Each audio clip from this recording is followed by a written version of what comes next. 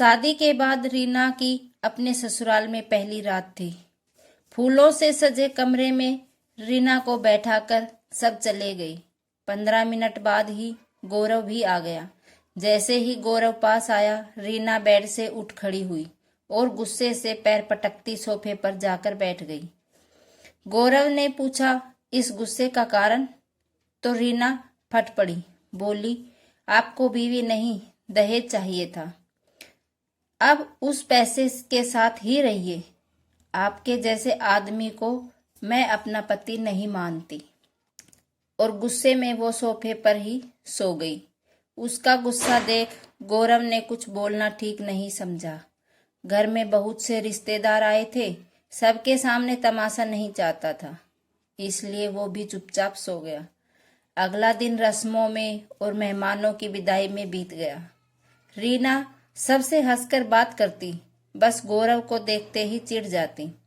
गौरव ने हंसी मजाक कर कई बार उसे छेड़ने की कोशिश की, पर रीना का गुस्सा वैसा ही रहा। अरेंज मैरिज थी। गौरव अपनी मम्मी पापा के साथ उसे देखने आया था। तब सब कुछ ठीक ही लगा था। सुलझे हुए पढ़े लिखे लोग, गौरव का मजाकिया स्वभाव उसे भा गया था।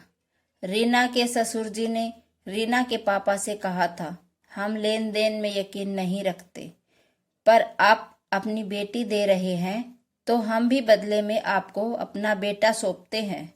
आज से गौरव को दामाद नहीं बेटा समझिएगा। उनके विचार सुन रीना बहुत खुश हुई थी। स्वाभिमानी रीना को दहेज के नाम से नफरत थी। 2 महीने की सगाई में गौरव के व्यवहार से कभी नहीं लगा कि वो लालची लोग हैं। शादी से 1 हफ्ते पहले रीना की मम्मी की तबीयत खराब हो गई, जिसमें बहुत सारे पैसे खर्च हो गए। रीना शादी टालना चाहती थी, पर मम्मी नहीं मानी। शादी के दिन फेरों के बाद जब वो विदाई के लिए तैयार हो रही थी, तो पास के कमरे से उसके पापा और गौरव की आवाज आई। पापा गौरव के आगे हाथ जोड़े खड़े थे। मैं जल्दी ही 4 लाख रुपए दे दूंगा दामाद जी। गौरव ने उनके हाथ पकड़ लिए और कहा, ये सब बातें हम बाद में करेंगे पापा, आप विदाई की तैयारी करें और रीना को इस बारे में कुछ न बताएं। रीना ने बस इतना ही सुना और वहां से चली गई। उसे गौरव पर बहुत गुस्सा आया। पढ़े लिखे गौरव से ये उम्मीद नहीं थी उसे। एक मन तो हुआ कि बहुत हंगामा करे, फिर पापा की इज्जत और माँ की तबीयत का सोच चुप रह गई। पर उसने सोच लिया था कि वो गौरव को सबक सिखाकर ही रहेगी। वो ससुराल तो आ गई, पर गौरव को पति नहीं माना। रात को फिर गौरव ने पूछा, आखिर हुआ क्या है? क्यों मुझसे इतना गुस्सा? शादी से पहले तो ऐसा कुछ नहीं था। कोई गलती हुई है तो बोलो, मैं सुधार लूंगा।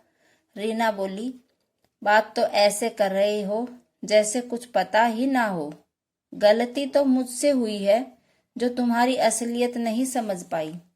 गौरव ने बहुत समझाया, पर वो कुछ सुनने को तैयार ही नहीं थी। अगली सुबह उसका भाई लेने आया और वो पग फेरे के लिए मायके आ गई। घर आकर सबसे मिलकर बहुत रोई, पर पापा को देखते ही उसका गुस्सा फूट पड़ा। पापा, आप तो जानते थे ना आपकी बेटी कितनी स्वाभिमानी है, फिर क्यों आपने मेरी शादी दहेज के लालची गौरव से करवा दी? एक बार मुझे बता तो देते कि उसने आपसे 4 लाख रुपए मांगे हैं। रीना की बात सुन सब अवाक रह गई। उसके पापा ने कहा कि ऐसा कुछ नहीं हुआ, गौरव ने तो कभी कुछ नहीं मांगा। रीना बोली, पापा, आप बात को छुपा क्यों रहे हैं? मैंने विदाई के वक्त आप दोनों की बातें सुनी थी, मुझे सब पता चल गया। तब रीना के पापा ने उसे सब सच बताया। बेटी, तेरी शादी की तैयारी में काफी पैसा खर्च हो गया था। ऐसे में तेरी माँ के इलाज के लिए 4 लाख कैश की जरूरत थी। मैं लोन लेने की सोच रहा था। कई रिश्तेदारों को भी पैसे देने के लिए कहा, पर किसी ने हाँ नहीं कहा। तभी गौरव ने कहा कि पापा, आप टेंशन मत लीजिए, वो हॉस्पिटल का सारा खर्च उठाएगा।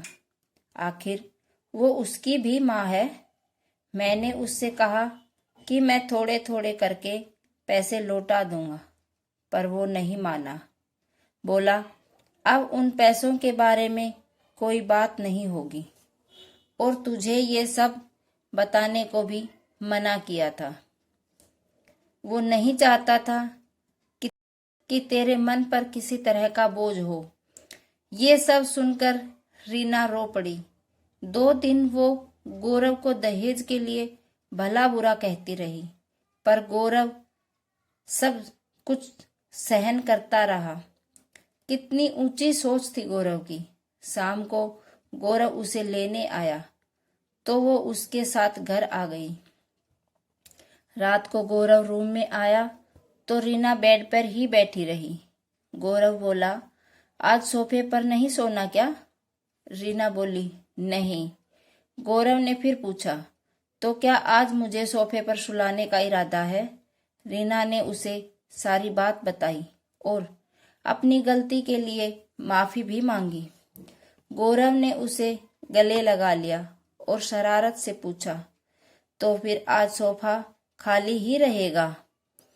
दोनों एक साथ हंसने लगे।